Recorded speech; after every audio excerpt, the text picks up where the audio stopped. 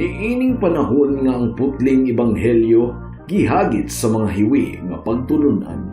Kinahanglan mo barog ang mga tinunan ni Kristo sa pagpakigbisog sa paglaban sa pagtuo nga makausa ug alang sa tanang panahon gihatag sa Dios ngadto sa iyang katawhan. Maoy hinungdan nga namugna kining tulumanon ang putling ebanghelyo. 30 minutos nga pagsabwag sa tinuod nga ebanghelyo kauban ni Pastor Jeremias Hangad. Ang putling ebanghelyo tulumanon nga gihatod kaninyo sa Unidos Community Bible Fellowship sa Unidos Plaridel, Misamis Occidental. Ang putling ebanghelyo, ang putling ebanghelyo, ang putling ebanghelyo.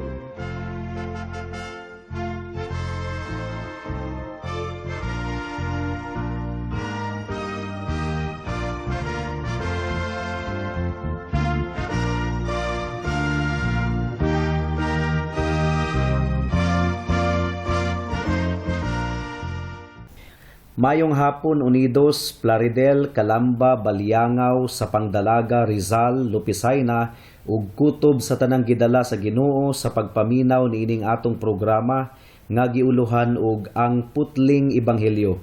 Sa makausapa kini ang inyong igsuon ug higala sa kahanginan si Pastor Jeremias Lauri Hangad sa Unidos Community Bible Fellowship, dinuyugan sa iglesia nga nag-sponsor niining atong programa, ang Salitran Covenant Bible Church sa Barangay Salitran, Dakbayan sa Dasmariñas, probinsya sa Cavite. Akong gipaabot ang espesyal nga pagpanimbaya sa akong lolo nga si Isabelo Lauri Sr. sa Lawis, New Look ug sa akong mga kabatch sa Liberation Institute nga naminaw karon. Ang atong teksto ning takna sa kahaponon makita sa mga Buhat Kapitulo 15 versikulo 22 hangtod sa 35. Ang giingon diri: Unya nagkauyon ang mga apostoles, ang mga kadagkuan ug ang tibuok simbahan sa pagpilig mga tawo gikan sa ilang pundok aron ipadala ngadto sa Antioquia uban ni Pablo ug ni Bernabe. Gipili nila si Judas nga ginganlag Barsabas ug si Silas, mga tawo nga gitamod pag-ayo sa mga kaigsuonan, ug ilang gipadala kanila kining musunod nga sulat. Ang mga apostoles ug ang mga pangulo sa simbahan nga inyong mga igsuon nangumusta sa tanang mga kaigsuonang dili Hudiyo nga nagpuyo sa Antioquia, sa Syria ug sa Cilicia. Nakadungog kami nga may mga sakop sa atong pundok nga gikan sa Jerusalem nga nagsamok ug nagpalibog kaninyo tungod sa ilang gipanulti, bisan wala namo sila sugua sa pagbuhat niini. Busa sa among panagtigom, nagkauyon ang tanan sa pagpilig mga tinugyanan aron ipadala nganha kaninyo. Bukuyog sila sa atong minahal nga mga higala nga si Bernabe ug si Pablo, nga naghalad sa ilang kinabuhi aron pag-alagad sa atong Ginoong Hesukristo. Busa among gipadala kaninyo si Judas ug si Silas nga maoy musaysay sa mga butang nga among gisulat kaninyo.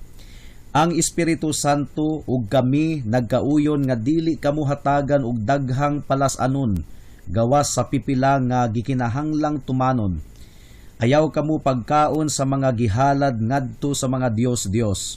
Ayaw pagkaon sa dugo o sa mananap nga gituok, ug likayin ninyo ang salawayong pakighilawas. Kung likayan ninyo kining mga butanga, matarong ang inyong gibuhat. Pag-ayo-ayo kamo. Unya ilang gipagikan ang mga tinugyanan ug nangadto sa Antioquia ug gitigom nila ang tanang magtutuo ug gihatagan sa sulat.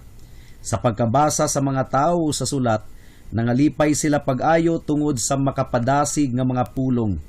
Ug si Judas ug si Silas nga mga propeta mihatag og mga pakigpulong ngadto sa mga kaigsuonan, ug kini nakapadasig ug nakapalig-on kanila. Taod-taod silang nagpabilin didto ug tapos niini gipagikan sila sa mga kaigsuonan uban sa mga panghinaot sa kalinaw ug namalik sila ngadto sa nagpadala kanila. Si Pablo ug si Bernabe nagpabilin og dugay-dugay sa Antioquia ug didto inabagan sa uban nagtudlo sila ug nagwali sa pulong sa Ginoo. Niadtong miaging simana, nakita nato nga si Santiago ug dili si Pedro ang nag-preside sa pinakaunang church council meeting didto sa Jerusalem. Ug nagpamatuod kini mga kaigsuunan nga dili tinuod ang gipatuo kanato sulod sa dugay ng panahon nga si Pedro kuno ang prinsipe ug pangulo sa mga apostoles. Dili gayud kana tinuod. Walay labaw kanila, equal lamang ang ilang awtoridad ingon nga mga apostol. Ugani sa sulat ni Pedro sa unang Pedro kapitulo 5 bersikulo 1 hangtod sa 3, gi-address niya ang mga pastors ingon nga kaubang mga pastor nga ka-level lang niya. So hinaot nga nahataga na kini og katin-awan alang sa matag usa. Ang konklusyon ug paghukom ni Santiago mga kahigalaan, human niya mapaminawan ang tanang mga argumento ni Pablo ug ni Bernabe ug ni Pedro, inubanan sa pagtandi sa balaang kasulatan labaw sa tanan, mao nga dili na pabugatan pa ang mga hintil pinaagi sa pag-require kanila nga mutuman sa mga seremonyas sa mga Hudiyo. Partikularmente ang pagtuli, dili na kinahanglang i-impose pa ngadto sa mga hintil isip requirement alang sa kaluwasan. Apan bisan pa niining tanan, adunay gipakanaog nga desisyon ang konseho nga angayng pagalikayan sa mga hintil. Unsa man kadto, adunay upat nga ginadili. Una, ang pagkaon sa mga pagkaon nga gihalad sa mga Dios-Dios. Ikaduha, ang pagpanapaw. Ikatulo, ang tanang mga hayop nga tinuok. Ug ikaupat, ang pagkaon og dugo. Ug kung inyong nabantayan mga kahigalaan, giapil ang pagdili sa pagkaon og dugo. Ngano man kaha? Tungod kay alang sa kasayuran sa tanan, ang pagkaon og dugo usa ka karaan na kaayo nga pagano nga practice sa tibuok kalibutan. Bisag asa mong tribo mo adto, aduna gayoy mga ritual sa dugo. Tinuod gipasabot ni Santiago nga ang mga hintil dili kinahanglang magpakahudiyo, apan kinahanglang biyaan nila ang ilang pagkapagano kung mupailalom sila sa pagkadiyos ni Kristo. Ug usa sa posibleng pangutana niini, mao nga, pastor, di ba gihinluan na sa Ginoo ang tanang matang sa pagkaon? Apan mga kahigalaan, dili man pagkaon ang dugo, dili gyud pagkaon ang dugo. Bisan gani sa mga pagano, dili gayud pagkaon ang dugo. Ila kining ginainom o gipatulo sa ilang mga ritual, mga padugo. Apan wala gayud nila isipa nga ang dugo pagkaon. Ikaduhang pangutana, pastor, di ba duna na kitay Christian liberty o kagawasan isip Kristohanon? Well mga kahigalaan, kining mga ginadili nga nakalista diri sa Buhat kapitulo 15, sama sa pagkaon ug mga hinalad sa mga Dios-Dios, imoralidad nga pagpakighilawas, pagkaon og tinuok nga hayop ug dugo, dili kini Christian liberty. Kung mabantayan ninyo, ang mga pagkaong ginadili nga nakalista dinhi katupong sa imoralidad nga pagpakighilawas, mao nga dili gayud kini Christian liberty. Kinahanglang likaya nato kining mga butanga. Adunay tulo ka punto ang atong pamalandong ning takna sa kahaponon. Una, ang sumbanan nga modelo sa mga pulisiya ug kahapsayan sa simbahan. Ikaduha, ang insaktong pagsabot sa misteryo sa bag-ong kasabutan. Ug ikatulo, ang modelo alang sa ministeryo sa pagkapastor. Mudangat na kita sa unang punto, ang sumbanan nga modelo sa mga pulisiya ug kahapsayan sa simbahan. Mga kahigalaan, dili sayon ang pagdumala sa simbahan ni Kristo. Apan nahasulat ang tanan sa Biblia kung unsaon nato pagpadagan ang simbahan ni Hesukristo.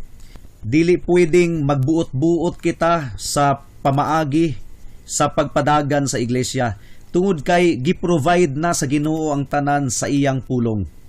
Insulto alang sa Dios mga kahigalaan kung dili nato kini sundon. For example, kung adunay mga desisyon nga buhaton sa iglesia, unsa may mga laka nga atong sundon. Atong basahon ang bersikulo 22. Ang giingon dire, unya nagkauyon ang mga apostoles ang mga kadagkuan ug ang tibuok simbahan sa pagpilig mga tawo gikan sa ilang pundok aron ipadala ngadto sa Antioquia uban ni Pablo ug ni Bernabe. Gipili nila si Judas nga ginganlag Barsabas ug si Silas, mga tawo nga gitamud pag-ayo sa mga kaigsunan. Ang uban nga mga komentarista, mga kahigalaan, nagagamit niini nga bersikulo aron ipamugos ang lunlon nga congregational o demokratikong matang sa panggobyerno sa iglesia. Ambot pasabot sa demokratiko kining kung dunay desisyon, butaran kanunay sa mga miyembro ug kung kinsay makadaog, maoy matuman. Mo kini ang demokratikong panggobyerno. Apan dili kini ang akong nakita ani nga bersikulo, mga kaigsuonan. Ang akong nasabtan ini, niuyo na lang og nagpasakop ang tibuok iglesia sa nadesisyonan na sa mga apostoles. Wala sila'y labot sa desisyon. Wala sila miapil sa council meeting. It was a meeting of the apostles and pastors, kauban ni Pablo ug ni Bernabe. Wala nagpa-referendum o nagpabutar ang mga apostoles sa mga miyembro sa simbahan aron sila makahimo sa ilang desisyon. Instead, masabtan na lang nato sumala sa dagan sa mga panghitabo nga ila na lang nga gipasabot sa kongregasyon kung giunsa nila pagmugna ang maong desisyon sumala sa gibatbat ni Santiago nga gipasikaran sa pulong sa Ginoo ug sa paggiya sa balaang espiritu. Karon sudungan ninyo ang kaalam nga gihatag sa balaang espiritu ngadto sa konseho, mga kahigalaan. Sa ilang pagkabot sa desisyon nga ipadala si Judas ug si Silas ngadto sa mga hintil nga magtutuo didto sa Antioquia uban ni Bernabe ug ni Pablo. Paminawan ninyo ang bersikulo 27, ang giingon dire, busa among gipadala kaninyo si Judas ug si Silas nga maoy musaysay sa mga butang nga among gisulat kaninyo. Aron malikayan ang posible nga akusasyon batok kang Bernabe ug kang Pablo nga nagmugna-mugna lang sila og sulat gikan sa mga apostoles ug mga kadagkuan sa iglesia sa Jerusalem, ilang gipadala si Judas ug si Silas aron magsaysay usab sa susamang mga butang nga anaa sa sulat sa ilang baba mismo. Matud pa sa bersikulo 32, si Judas ug si Silas mga propeta usab, ug sila mihatag og mga pakigpulo ngadto sa mga kaigsuonan ug kini nakapadasig ug nakapalig-on kanila. Kining duruha, mga kaigsuonan, nagrepresentar sa duha ka grupo sa simbahan didto sa Jerusalem. Si Judas nga posible nga igsuon ni Jose nga nahisgutan sa kapitulo 1 bersikulo 23, nagrepresentar sa grupo sa mga Hudiyo, ug si Silas nga usa ka Romano nagrepresentar sa mga Helenista ug mga Hintil. Sa unsaon man nato pagtagi kining mga detalyeha when it comes to church decisions. Ang tubag, sa mga desisyon nga adunay klaro kaayo nga basihan sa Biblia, pwede nang desisyonan sa mga pastors ug ipasabot na lang sa mga miyembro uban ang pagputlo og mga bersikulo sa Biblia isip awtoridad sa maong desisyon. Apan sa mga buta nga adunay kalabutan sa Christian liberty, sama sa budgeting ug uban pa, maayo ra pod nga apilon ang mga miyembro sa pagbutar kung unsa ang ilang pilion. Ug nagtuo ko nga sa pagpili kang Judas, Barsabas ug kang Silas, ingon nga mga representante sa simbahan sa Jerusalem nga mukuyog kang Pablo ug Bernabe sa Antioquia, apil ang tibuok iglesia sa maong desisyon. Apan ang desisyon sumala sa gipasabot ni Santiago, walay labot ang mga miyembro ni adto. This means that the church government is a mixture of federalism and democracy. Ikaduhang example sa decision making sa sulod sa iglesia, mao ang pagpadala og mga misyonero aron moadto sa ubang dapit aron manangyaw sa pulong sa Dios ug magtukod og simbahan. Unsa may mga pamaagi sa pagbuhat niini? Atong basahon ang bersikulo 24. Ang giingon diri, nakadungog kami nga may mga sakop sa atong pundok nga gikan sa Jerusalem nga nagsamok ug nagpalibog kaninyo tungod sa ilang gipanulti bisan wala namo sila sugua sa pagbuhat niini. Makita nato sa bersikulo 24 mga kahigalaan nga sa pagpasabot nila sa tumong sa ilang sulat, ang konseho nagpasabot mahitungod sa issue sa leadership. Kung lehitimo ba kini o dili lehitimo. Kadtong mga gikan sa simbahan sa Jerusalem nga mikalit lang og tungha didto sa simbahan sa Antioquia ug nanudlo sa mga miyembro og pagtulunan nga nakapalibog kanila tungod kay ila mang gi-require ang mga hintil nga magpatuli aron sila maluwas.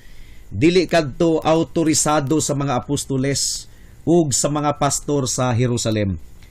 Mao nga makusganon gayod nga gikondenar sa konseho ang ilang pagtulunan ingon nga nakapasamok sa mga hintil nga magtutuo.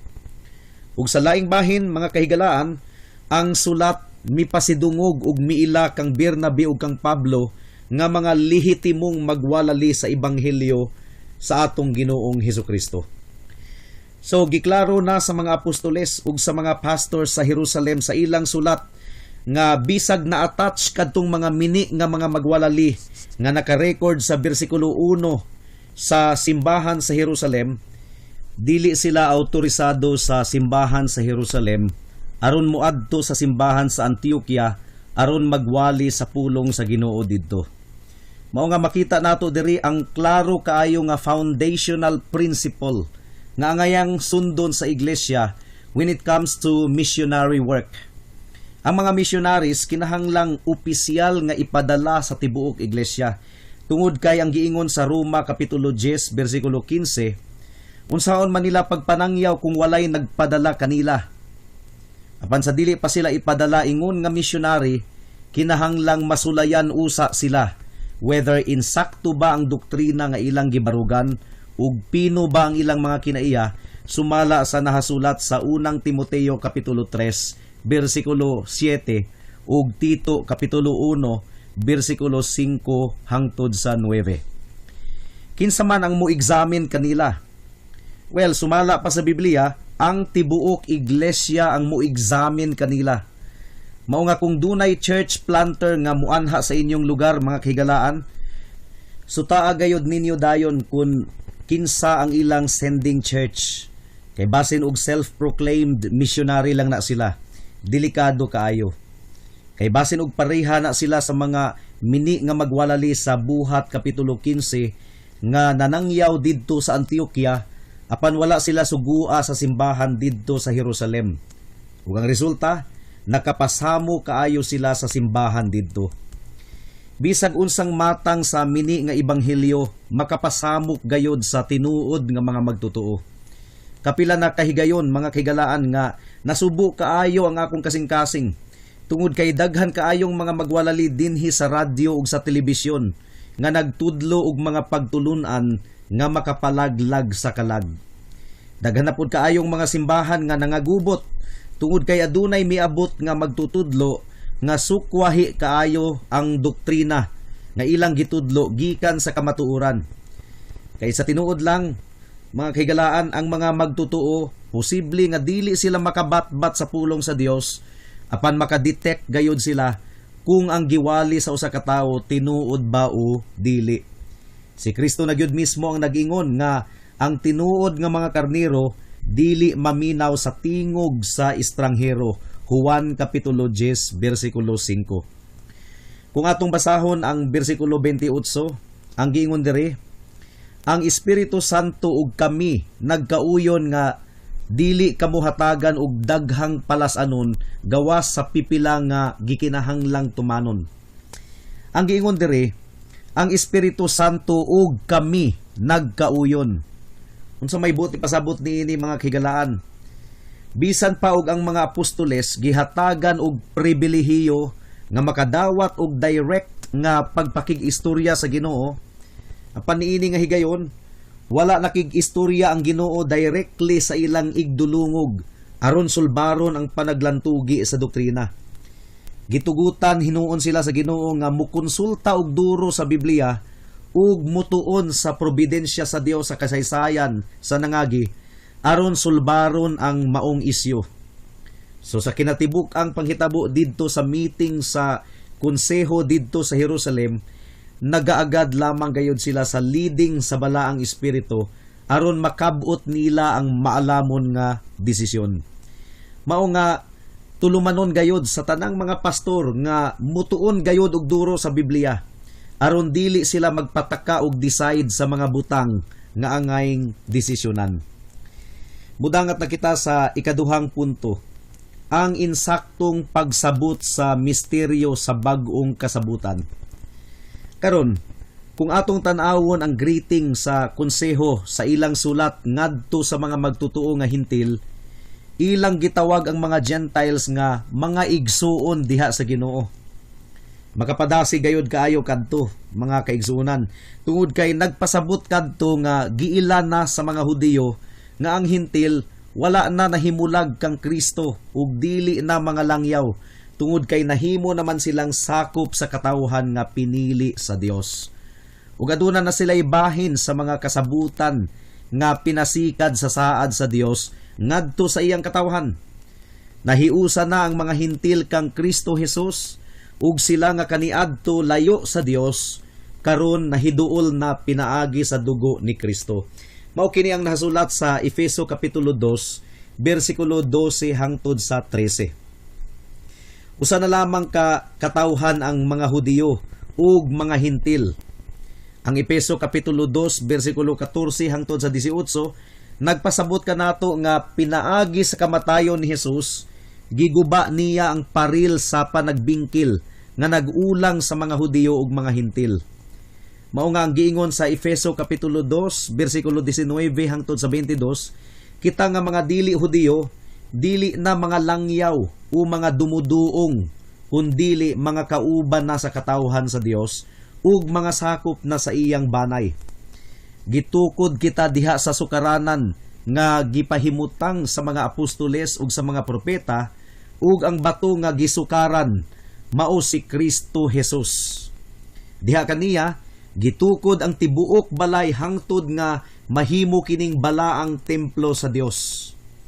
Uban sa tanang magtutuo, kita usab nga mga hintil nga magtutuo nahiusa ngadto kang Kristo, diin nagpuyo ang Dios pinaagi sa iyang espiritu. Dalaygon kaayo ang atong buhi nga Dios. Ug mao kini ang hinungdan nganong sa bersikulo 31, ang mga magtutuo nga mga hintil nagmaya gihapon sila bisan pa sa upat ka mga butang nga ginadili alang kanila. Kadtong pagkaon og mga hinalad sa mga Dios-Dios, immoral nga pakighilawas, pagkaon og mga tinuok nga hayop, ug pagkaon og dugo. Imbes nga ilang giisip kadtong mga gidili nga mga butang, ingon nga kabug-aton, nagmaya hinuon sila niini tungod kay nasayod man sila nga namugna kadtong maong desisyon sa konseho pinaagi sa pagiya sa balaang espiritu. Ug dugang pa mga kahigalaan, nakasiguro na sila nga gidawat na sila sa panimalay sa Dios pinaagi lamang sa pagtuo sa atong Ginoong Hesukristo. Mudangat na kita sa ikatulong punto, ang sumbanan alang sa ministeryo sa pagkapastor. Kung atong basahon ang bersikulo 30, klaro kaayo nga ang panagtigom sa iglesia nahitabo sa adlawng igpapahulay, sa Domingo, sa adlaw sa pagsimba. Ug niadto nga panagtigom, niwali og taas nga wali sa pagdasig si Judas Barsabas ug si Silas. Apan bisan pa sa kataas sa ilang wali, wala may nireklamo nga taas ra kaayo. Ambot lang kano kung kana nga attitude nga magmaya sa wali sa pulong sa Ginoo bisag unsa pa kataas, anaa pa ba kana nga attitude sa mga iglesia karon? Well, naka-experience jud ko sa una sa Iligan nga gi-invite ko og wali. Apan gipahimangnuan jud ko nga mubuon ra kuno nako ang akong wali. Mga 15 minutos ra jud kuno dapat. Na, unsa may mawali in tawon anang 15 minutos? Daghan pa man ganing gikulangan sa 30 minutos nato nga pagsibya dinhi sa kahanginan, 15 minutos pa kaha. Si Judas Barsabas ug si Silas nga dili lamang mga pastors kundili mga propeta usab sa bag-ong tugon, personal nga nag-reinforce sa mga pagdasig sa sulat sa konseho pinaagi sa ilang kaugalingong mga pagwali ug pagtudlo nga nagpalig-on sa mga kaigsuunang mga hintil diha kang Kristo. Mga kahigalaan, ang mga matinud-anon nga mga pastors nasayod gayud sa kanunayng panginahanglanon sa mga magtutuo ng ilang mga kasing-kasing malig-on pinaagi sa ebanghelyo sa grasya sa Dios. Mao nga bisan pag si Judas Barsabas ug si Silas nakauli na sa Jerusalem, nagpabilin gihapon si Pablo ug si Bernabe didto sa Antioquia aron sa pagwali sa maayong balita sa ebanghelyo ni Kristo. Mao kini ang pinakatahas sa mga pastors, ang matinud-anon nga mutuon ug mutudlo sa pulong sa Ginoo, inubanan ang tumang mga pag-ampo. Dili trabaho sa pastor ang kanunayng magpakatawa. Trabaho na sa mga stand-up comedian. Ang trabaho sa pastor mao ang pagpasabot og duro sa pulong sa Ginoo nga nagpaila-ila sa bugtong Dios ug manluluwas nga si Hesukristo. Mudangat na kita sa mga aplikasyon. Alang sa mga magtutuo, buot kong matanom sa atong kasing-kasing ug hunahuna nga bisag adunay awtoridad ang mga apostol ug mga pastor sa Jerusalem ni adtong tungura, mapainobsanon gihapon ang ilang mga pinulungan sa ilang sulat. Paminawan ninyo ang bersikulo 23. Ang giingon dire, ug ilang gipadala kanila kining musunod nga sulat. Ang mga apostoles ug ang mga pangulo sa simbahan nga inyong mga igsuon nangumusta sa tanang mga kaigsuunang dili Hudiyo nga nagpuyo sa Antioquia, sa Syria ug sa Cilicia. Wala gayoy makita nato nga pagka mapahitason sa maong sulat, mga kaigsuunan. Ug bisan gani si Pedro nga gitumu-tumuan lang og bansag sa dakong simbahan nga prinsipe ug pangulo kuno sa mga apostoles, pagkalayo ra jud kaayo sa ilang gisulti ang pinulungan mismo ni Pedro sa iyang unang sulat sa kapitulo 5 bersikulo 1 hangtod sa 2. Ang giingon niya diri, kaninyo nga mga pangulo sa simbahan, ako ingon nga pangulo usab sama kaninyo ug saksi sa mga pag-antos ni Kristo ug mag-ambit sa himaya nga ipadayag unya, naghangyo kaninyo nga alimahan ninyo pag-ayo ang katawhan nga gitugyan sa Dios kaninyo. Nakita ninyo mga kaigsuunan, dili gyud ni pinulungan sa ilang giingon og prinsipe ug pangulo sa mga apostoles. Mao nga sa mga kaubang mga pastors ug mga magwalali, hinaot nga magkinabuhi kita diha sa pagka mapainobsanon sa tanang higayon. Alang sa mga wala pa kang Kristo, nakita ninyo nga ang mga Hudiyo ug mga Hintil nahimo ng usa diha sa panimalay sa Dios, pinaagi kang Kristo. Ikaw higala, unsaon man nga mahimo ikaw ang anak sa Dios. Hinumdumi nga dili tanang tao giisip nga anak sa Dios. Si Jesus na mismo ang nagbansag sa mga Hudiyo nga dili magtutuo kaniya ingon nga mga anak sa ilang amahan nga mao ang yawa. So ang buti pasabot, dili di ay tanang tao anak sa Dios. Well, unsaon man nga mahatagan ka og katungod nga mahimong anak sa Dios. Gitubag ka na sa Juan kapitulo 1 bersikulo 12 nga nag-ingon, apan kutob sa midawat kaniya diha sa pagtuo, kanila gihatag ang katungod nga mahimong anak sa Dios. Higala, ayaw na og langan-langan pa, makasasala ikaw og dili makaluwas sa imong kaugalingon. Gisugo sa Dios kanimo ang pagsunod sa tibuok niyang balaod. Apan nagasupak ikaw sa balaod sa Dios, ug usa na ni ana ang pagsupak sa balaod nga nag-ingon, ayaw pamakak.